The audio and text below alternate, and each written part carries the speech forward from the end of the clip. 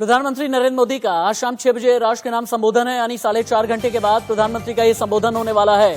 प्रधानमंत्री ने ट्वीट करके खुद ही इस बारे में जानकारी दी है, लेकिन हाँ, कहा यह जा रहा है कि भारत की कोरोना के खिलाफ जिस तरह की लड़ाई रही है या फिर भारत में कोरोना वैक्सीन को लेकर जितनी रिसर्चेस की जा रही हैं, इनके बारे में प्रधानमंत्री देश को बताएंगे। मेरे साथ एक पूरा पैनल जुड़ा हुआ है प्रधानमंत्री के संबोधन पर, कोरोना के खिलाफ भारत की लड़ाई पर। पवन सिन्हा, आप आध्यात्मिक गुरु हैं, मेरे साथ में जुड़े हुए हैं, और इसके अलावा doctor D K. Gupta, Felix hospital senior physician हैं आप, doctor Ravi Malik senior physician है मेरे साथ, डॉक्टर डी.एन. शर्मा आयुर्वेदाचार्य हैं आप, डॉक्टर नवल शर्मा सलाहकार हैं आयुष मंत्रालय के। आप सभी का बहुत बहुत स्वागत है। डॉक्टर रवि मलिक, मेरा पहला सवाल आपसे है, प्रधानमंत्री आज शाम 6 बजे देश को संबोधित करेंगे। कहा यह जा रहा है कि कोरोना के खिलाफ लड़ाई में भारत ने क्या क्या किया है, इसके बारे में बताएंगे। आपको क्या लगता है? एक तरफ तो यह कहा जा रहा है कि कोरोना की दूसरी लहर आ रही है, लेकिन वहीं सरकारी पैनल यह भी कह रहा है कि फरवरी तक हम काबू पा लेंगे।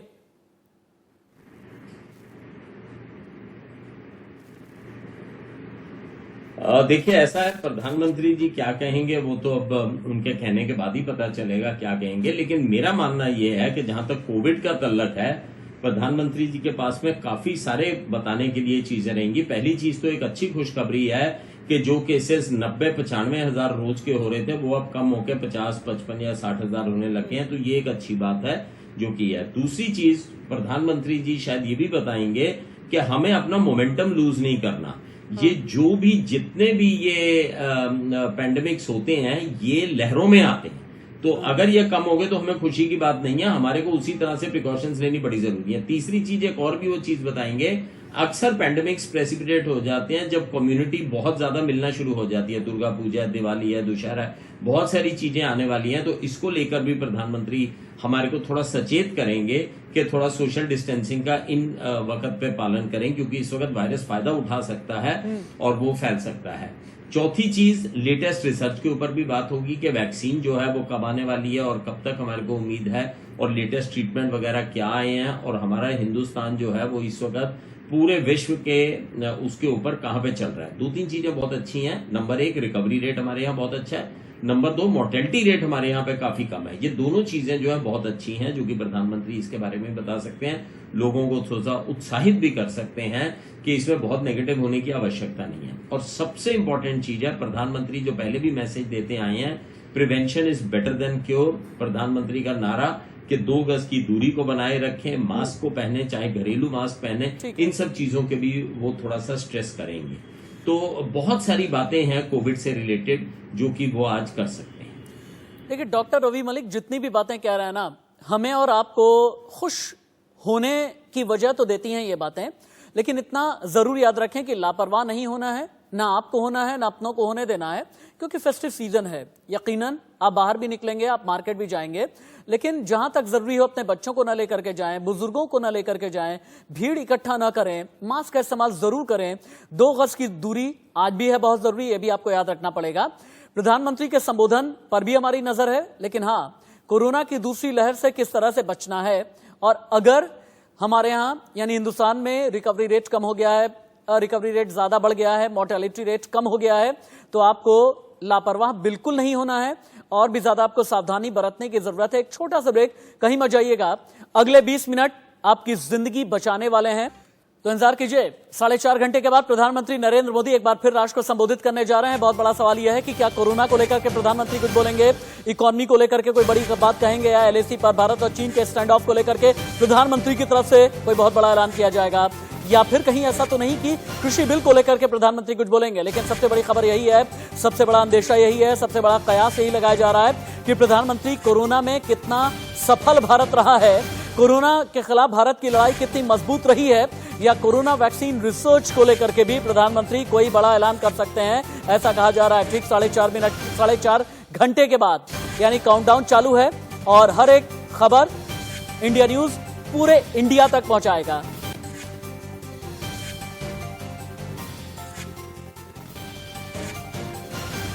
लेकिन इन सभी खबरों के बीच कोरोना पर भारत की एक और बहुत बड़ी खबर आई है। फरवरी तक भारत में कम होंगे कोरोना के केस, रिपोर्ट कहती है।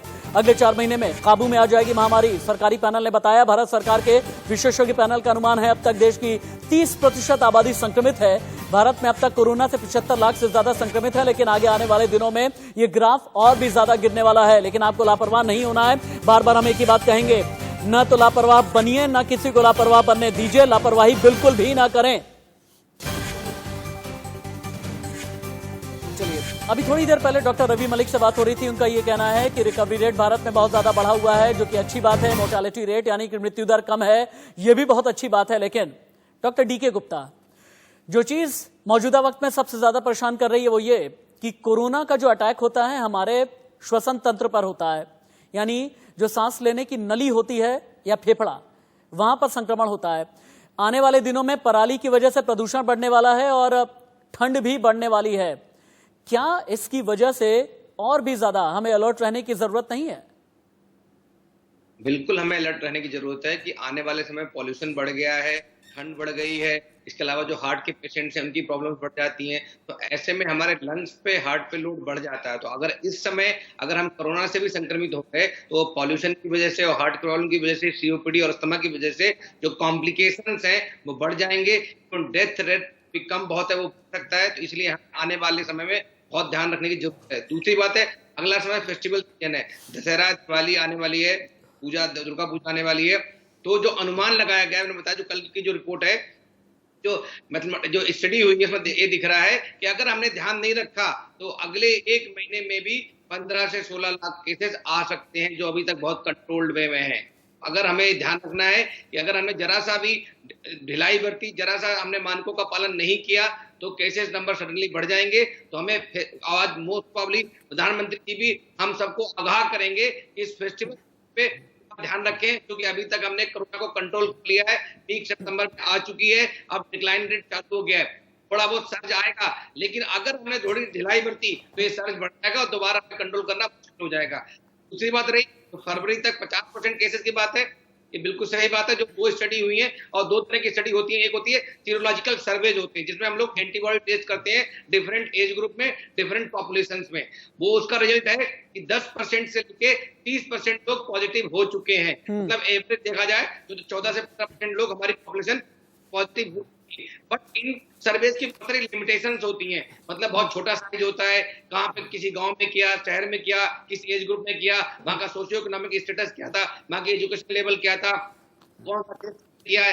तो इसलिए बहुत रिलायबल नहीं कर सकते। लेकिन जो मैथमेटिक स्टडीज होती है वो प्रोजेक्शन के बेस होती है कि अगर एक महीने में 100 केसेस आते हैं तो अगले 15 दिन में कितने केस बढ़ जाएंगे, उससे कितने केस बढ़ेंगे। तो इस बेस पे जो प्रोजेक्शन बेस पे स्टडी लगा रही है, उसको देखा गया है कि अगले 4 महीने मतलब फरवरी तक हमारी भारत की लगभग 50% आबादी संक्रमित हो जाएगी। उसके अनुसार तो ये भी उन्होंने कह दिया है कि अभी तक 30% आबादी संक्रमित हो चुकी है। और उन्होंने ये बताया है, मैं दिखाऊंगा ये रिपोर्ट मेरे सामने अखबार में, कि 50% जो इंडियंस हैं ये पॉजिटिव आपके हो जाएंगे। ये रिपोर्ट है आपके सामने इसमें। और उन्होंने ये भी कहा इसमें कि 2.6 मिलियन, मतलब अगर हमने ध्यान रखा तो एक महीने में 15 नहीं 26 लाख लोग इन्फेक्ट हो सकते हैं। तो अभी तक हम टोटल 75 लाख इन्फेक्ट हुए हैं। तो इसका 1/3 जो पॉपुलेशन, मतलब 1/3 जो पॉपुलेशन अभी तक इन्फेक्ट हो चुकी है, उसका 1/3 एक महीने में और इन्फेक्ट हो सकता है। तो कितना बड़ा सीरियस इशू है। प्रधानमंत्री जी इस पे जरूर सबका ध्यान आकर्षित करेंगे। उसके अतिरिक्त वैक्सीन पता है इंडिया में फेज 2 और फेज 3 में 3 वैक्सीन है। एक इंडिजिनस वैक्सीन है जिसका नाम कोवैक्सीन है, वो भारत बायोटेक डेवलप कर रहा है। उसके कई सारे ट्रायल्स शुरू हो गए। इवन हमारे हॉस्पिटल्स में भी अगले महीने पर फेज 3 ट्रायल स्टार्ट हो जाएगा। तो इसलिए हमारे इंडिजिनस वैक्सीन आ गई है और उसका भी बताएंगे प्रधानमंत्री जी, उसका डिस्ट्रीब्यूशन प्रोसेस क्या होगा, कैसे वो प्रायोरिटी वाले लोगों को मिलेगी। ठीक है, डॉक्टर डीएन शर्मा के पास जा सकते हैं क्या हम, पीसीआर टीम? ठीक है, डॉक्टर नवल वर्मा के पास, उनके पास भी नहीं जा सकते। एक काम कर लेते हैं, हम कुछ ग्राफिकल इनपुट एक बार बहुत तेजी के साथ में दिखा लें। अच्छा ठीक है, डॉक्टर डीएन शर्मा मेरे साथ जुड़ गए हैं, चूंकि आयुर्वेदाचार्य हैं आप। डॉक्टर डीएन शर्मा, मुझे ये बताइए, चूंकि हमने पिछले 6 महीने में एक चीज ये देखा है कि कोरोना ने वक्त वक्त पर अपना रूप बदला है, अपना प्रारूप बदला है। अब ये कहा जा रहा है कि अब जो मौजूदा दौर में हिंदुस्तान में जो कोरोना का संक्रमण है, इसका एंजाइम उस प्रोटीन को रिलीज करता है जो कोरोना की संख्या बढ़ाने में बहुत मददगार होता है। और कोरोना का संक्रमण होने पर इम्यून सिस्टम पर सीधे तौर पर अटैक होता है। तो अगले 4 महीने इस लिहाज से कितने क्रूशियल होने जा रहे हैं और आयुर्वेद क्या कहता है? देखिए, अभी तक जो है जितना आपने बताया, ये कहें कि उसने रूप बदला है या ये कहें कि हमें उसके सभी रूपों को समझने में टाइम लगा है, क्योंकि इसके सब रूप जो है पहले से भी आ रहे थे, लेकिन हम उसको एक ही चीज तक सीमित रखा कि वो खाली गला और बुखार और जो है लंग्स जो है। लेकिन जैसे जैसे उसमें सिम्टम ऐड होते गए, तो आज सबसे पहले एक चीज जो है सामने आती है कि हमें किसी न किसी रूप में जो है खून पतला करने की जो है वो मेडिसिन जो है जरूर लेती रहनी, क्योंकि कहीं भी क्लोटिंग शरीर में होनी वो खतरनाक है। तो जहां तक अभी आप लोगों ने देखा कि आयुर्वेद ने अभी कुछ महीनों में बहुत अच्छे परिणाम दिए हैं, और एम्स आयुर्वेद के द्वारा तो इतनी सफलताएं मिली हैं, तो सब लोग अवेयर भी हो गए हैं। पहले कुछ लोगों ने काढ़ा वगैरह गर्मी होने के कारण ज्यादा जो है सेवन किया था, तो कुछ तकलीफें आई, लेकिन आज सब लोग जो है समझ चुके हैं। और इसके जो है मुख्य मैं 4 बिंदुओं पे जो है फोकस करना चाहूंगा। एक तो ये कि कोई भी आदमी एकदम रात में सो करके बेडरूम से तुरंत खुली हवा में एकदम बाहर नहीं निकले। ठीक है, ठीक है। शाम को किसी तरह भी जो है आप कोशिश करेंगे कि मॉर्निंग में जो मॉर्निंग वॉक के लिए जाते हैं, विशेष करके जो है 50-55 वर्ष की उम्र से ज्यादा, उन लोगों को चाहिए कि वो 8 और 9 बजे से पहले कभी भी जो है वो वॉक के लिए ना जाएं। शाम को फलों का सेवन, जैसे केला हो गया या ठंडी चीजें, आइसक्रीम हो गया, ठंडा दूध हो गया, ये सब चीजें अगर जो है सूर्यास्त के बाद में अगर हम कंट्रोल करते हैं, गला अगर नहीं पकड़ेगा, गला खराब नहीं होगा, ठंड नहीं लगेगी, तो लंग्स में किसी प्रकार की वो कोई दिक्कतें नहीं आप आएंगी। यही कहना चाहते हैं कि जितना ज्यादा प्राकृतिक चीजों के करीब रहेंगे उतना ही बेहतर रहेगा। और मैं डॉक्टर नवल वर्मा के पास भी जाता हूं, चूंकि एडवाइजर हैं आयुष मिनिस्ट्री में, होम्योपैथ के अच्छे जानकार हैं। डॉक्टर नवल, कहा यह जा रहा है कि आगे आने वाले दिनों में ज्यादा चैलेंजेस जो रहने वाले हैं वो अस्थमा के पेशेंट या हार्ट पेशेंट के लिए रहने वाले हैं। तो ऐसे में होम्योपैथ क्या कहता है, अगले 4 महीने इन दोनों पेशेंट्स के लिए किस तरह की सावधानी बरतनी है, और अगर कोई दवा या कोई और होम्योपैथिक ट्रीटमेंट आपको लगता है, बता सकते हैं आप।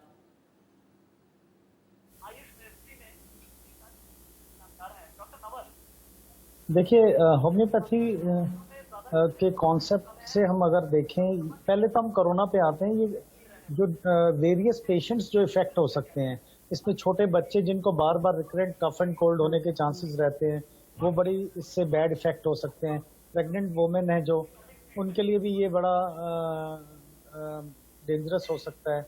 एल्डरली पीपल और जिनको कोमॉर्बिडिटी है, तो उनके लिए बड़ा हानिकारक हो सकता है। होम्योपैथी में हम बहुत अच्छे ट्रायल्स इसमें कर रहे हैं, जिनके बहुत अच्छे रिजल्ट्स भी आने वाले हैं, और कुछ कम्युनिटी स्टडीज भी हमने की हैं, जिसमें बहुत सारी होम्योपैथिक दवाइयाँ इसमें बड़ी कारगर सिद्ध हुई हैं। क्योंकि ये ऐसा प्लेटफॉर्म नहीं है कि मैं आपको कुछ दवाइयाँ बताऊं और लोग लेना शुरू कर दें। वो तो आप अपने किसी भी कंसल्टेंट होम्योपैथ से या अपनी डिस्ट्रिक्ट डिस्पेंसरी जो होम्योपैथी की होती है, आयुष मंत्रालय की भी बहुत सारे डिस्ट्रिक्ट हॉस्पिटल्स हैं जिसमें आपको होम्योपैथिक कंसल्टेंट मिल जाएंगे। तो इसमें बड़ी कारगर सिद्ध रही है होम्योपैथी। और आने वाले टाइम में आपको पोल्यूशन से अपना बचाव करना है। एक तो जो आपको मास्क है वो आपको 2 चीजों से बचाएगा, एक तो पोल्यूशन से भी बचाएगा और आपको कोरोना के इन्फेक्शन से भी बचाएगा। जैसे अभी हमें आयुर्वेदा डॉक्टर ने भी बताया कि हमें इस समय अपनी बड़ी हाई न्यूट्रिशन का ध्यान रखना है।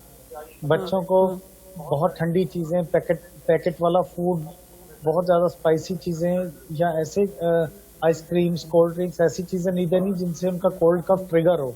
तो आपको, और ऐसे same is with pregnant women and elderly people, जिनकी इम्यूनिटी पे इफेक्ट बहुत जल्दी आ सकता है, उनका ओवरऑल आपको बहुत ज्यादा ध्यान रखना चाहिए।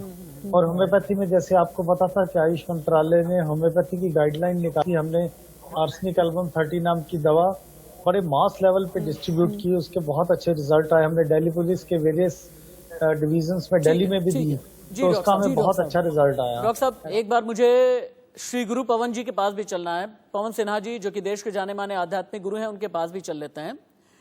श्री गुरु पवन जी, मुझे एक बात ये समझाइएगा, कहा यह जाता है कि किसी भी बड़ी से बड़ी, चाहे वायरल रोगों से आपको निपटना हो, बैक्टीरियल रोगों से आपको निपटना हो, तो अगर आपकी विल पावर मजबूत है तो विल पावर के जरिए आप अपनी इम्यूनिटी को भी मजबूत कर सकते हैं।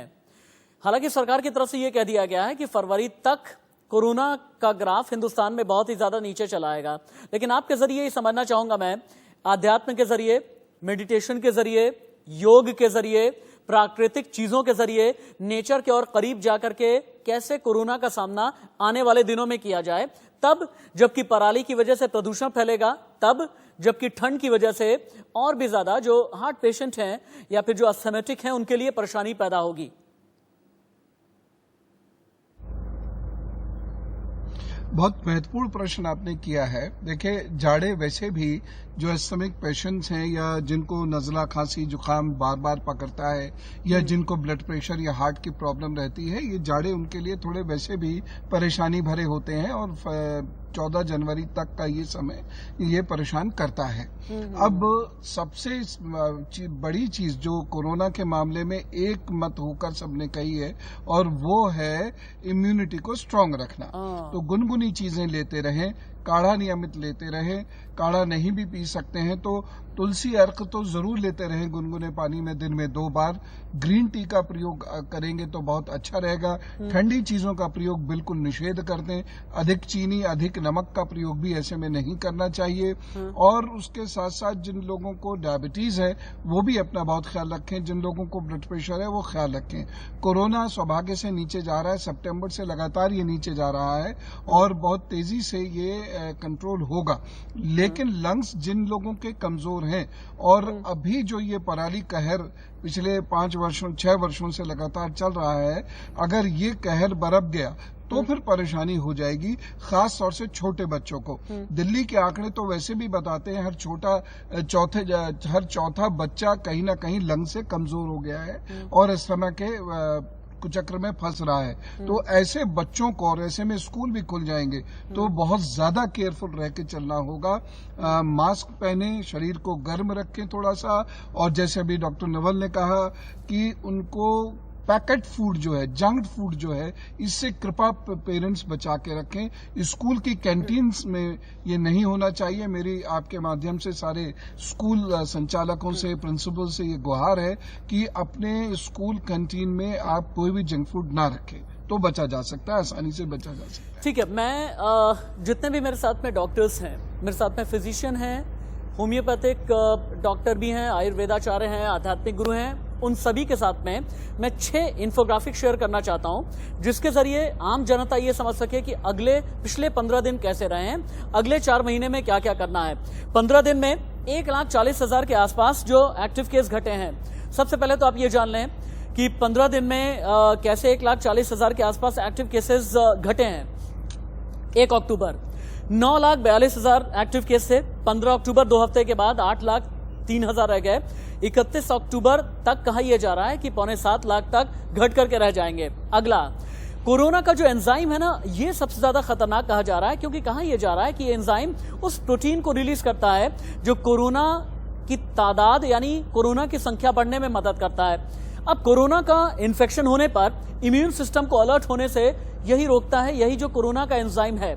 अब दुनिया में कितनी तेजी के साथ में पांव पसार रहा है कोरोना, ये भी आप जाने, तभी आप समझ पाएंगे कि हमें क्या करना है और ये ग्राफ कहां तक जा रहा है। केसेस और दिन 27 जून को आप सबसे पहले ये देखें, 1 करोड़ केस और 180 दिन पहले इन्फेक्शन के बाद, पहले संक्रमण के बाद 180 दिन के बाद 1 करोड़ केस 27 जून।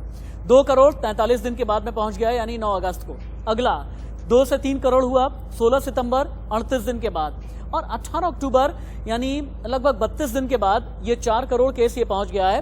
यानी अगर आप ऐसे समझते हैं ना, 1 करोड़ से लेकर के ये जो 4 करोड़ तक का आंकड़ा है, अगर शुरुआत में 180 दिन, फिर 43 दिन, फिर 38 दिन, फिर 32 दिन, यानी आपको अभी भी सावधान रहने की जरूरत है। अगर ये कहा जा रहा है कि भारत में हालात ठीक हो रहे हैं, इसका मतलब ये नहीं है कि आप भीड़ भाड़ लेकर के निकल जाएं। इसका मतलब ये भी नहीं है कि आपको मास्क नहीं लगाना है।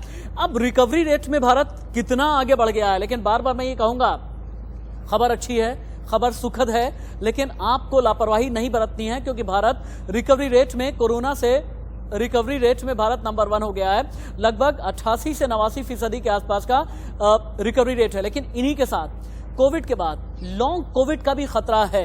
अब ये क्या है, आप ये देखिए, लॉन्ग कोविड की कोई मेडिकल परिभाषा या लक्षण नहीं है।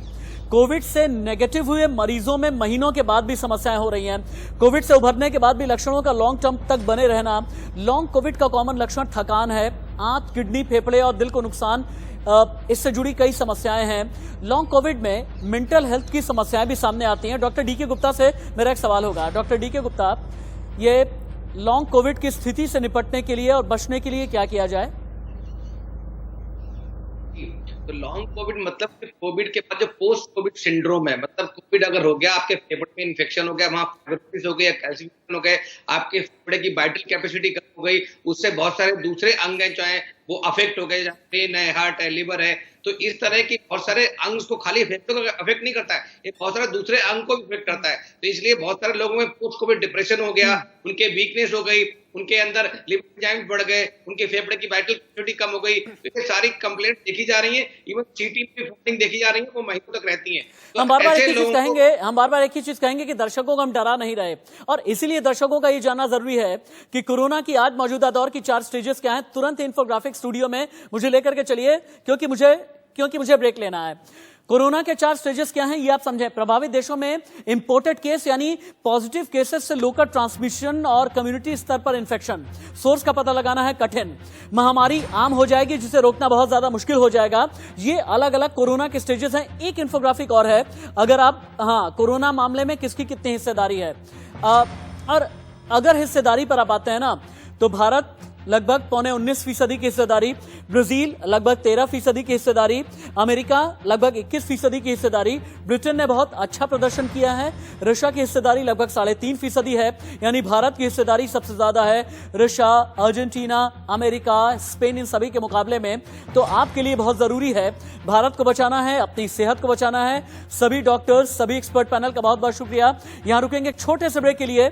सावधानी बरतिए, कोरोना कम हुआ है, गया नहीं है, खतरा अभी भी बरकरार है, डरने की जरूरत नहीं है। सावधान रहिए, सचेत रहिए, सजग रहिए और सजग रखिए। प्रधानमंत्री नरेंद्र मोदी आज शाम 6 बजे देश को संबोधित करेंगे। राष्ट्र के नाम संदेश में कहा यह जा रहा है कि प्रधानमंत्री या इकोनॉमी को लेकर या फिर कोरोना के खिलाफ भारत की लड़ाई क्या रही है, इसे लेकर प्रधानमंत्री कोई बहुत बड़ा ऐलान करने वाले हैं, कोई बहुत बड़ी बात देश के साथ में साझा करेंगे। कहा यह भी जा रहा है, मुमकिन यह भी है कि LAC पर जिस तरह से भारत और चीन के बीच में स्टैंड ऑफ है, इसे लेकर के प्रधानमंत्री बड़ी बात कह सकते हैं। या फिर अपने डिफेंस में या डिफेंस स्ट्रक्चर में भारत कितना ज्यादा आगे निकल चुका है, इसे भी लेकर के प्रधानमंत्री कोई बड़ी बात कहेंगे। लेकिन क्या कृषि बिल पर भी कुछ बोलेंगे प्रधानमंत्री? ठीक अब से लगभग 4.25 घंटे के बाद। हमारी नजर बनी हुई है एक ब्रेक।